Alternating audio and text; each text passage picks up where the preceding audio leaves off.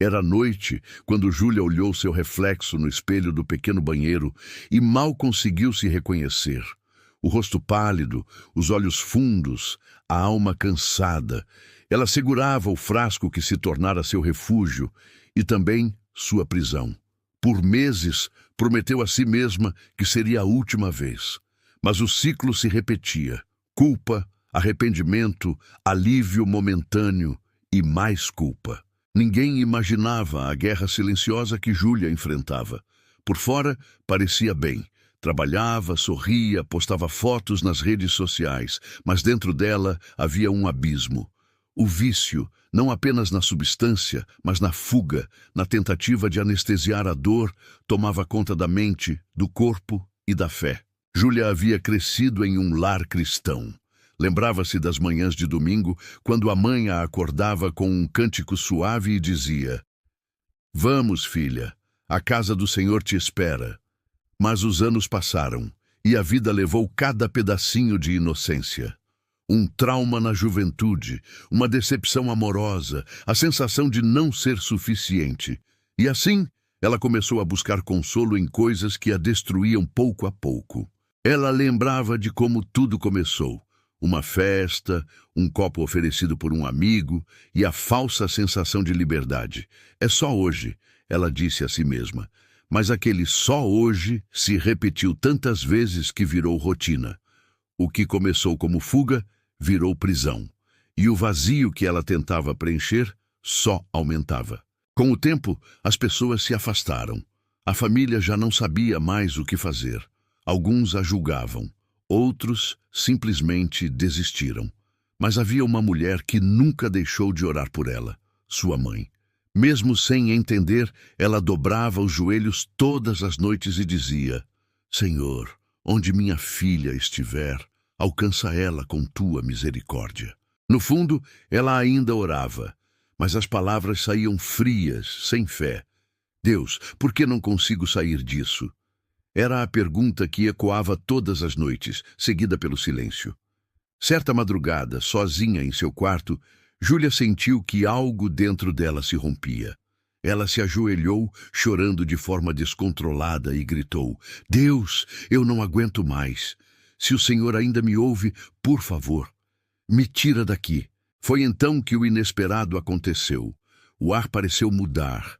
O ambiente se encheu de uma paz que ela não sentia há anos.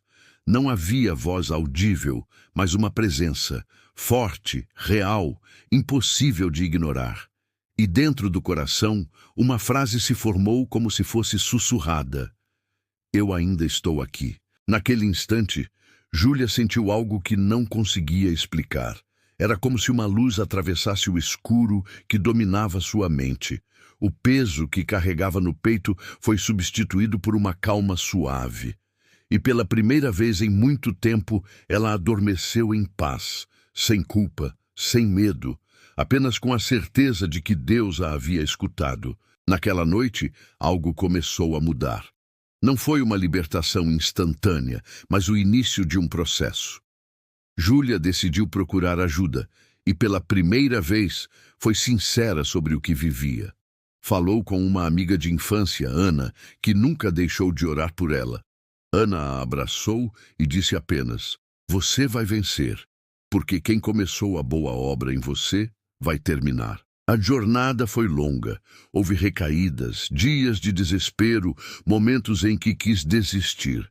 Mas toda vez que caía, lembrava da noite em que sentiu Deus no quarto. E aquela lembrança a sustentou. Nos dias mais difíceis, quando a tentação voltava com força, Júlia colocava um louvor no celular e chorava. Ela aprendeu que chorar não era sinal de fraqueza, mas de entrega. E em meio às lágrimas, sentia Deus fortalecendo o que ainda restava de fé dentro dela. Cada pequeno passo se tornou uma vitória. Ela começou a anotar em um caderno: "Hoje consegui vencer mais um dia." Era sua forma de lembrar que o progresso é feito de constância, não de perfeição. Ela começou a frequentar um grupo de apoio na igreja. Ali, encontrou pessoas com histórias parecidas, que também lutavam contra vícios, traumas e sombras. e cada testemunho reacendia uma centelha dentro dela. Certa vez o padre disse durante um encontro: "O inimigo quer que você acredite que sua prisão é eterna, mas Deus quebra grilhões que nem o ferro suporta." Essas palavras ficaram gravadas na mente de Júlia. Naquela noite, ela chegou em casa, abriu a Bíblia aleatoriamente e caiu em Isaías 41:10. "Não temas, porque eu sou contigo. Não te assombres, porque eu sou o teu Deus. Eu te fortaleço e te ajudo e te sustento com a destra da minha justiça." Foi como se cada palavra saísse das páginas e ganhasse vida. Ela começou a escrever versículos em post-its e colar na parede, na geladeira, no espelho.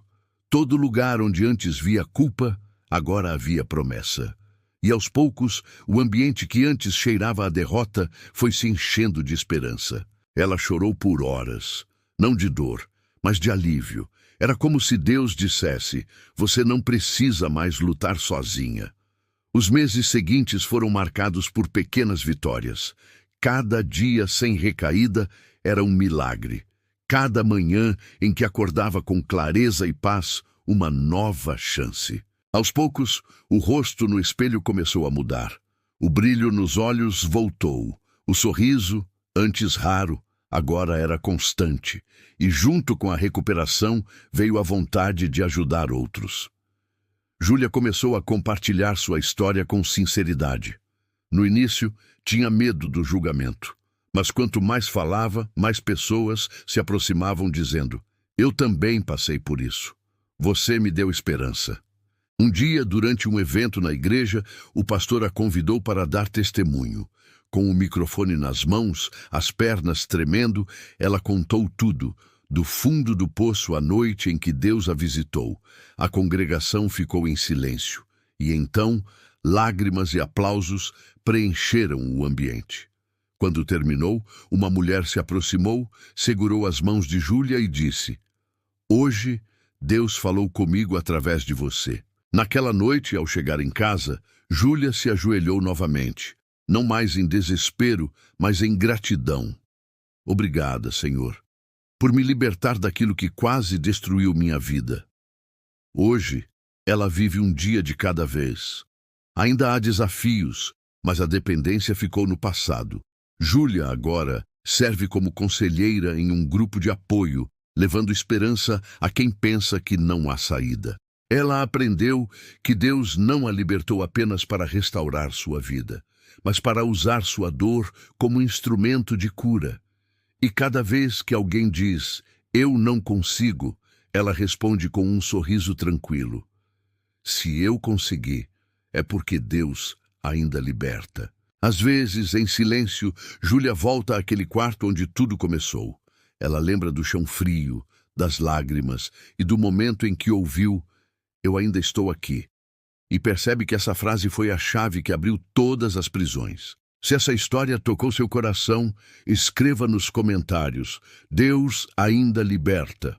Curta este vídeo, inscreva-se no canal Sinais de Fé e compartilhe com alguém que precisa de libertação e esperança.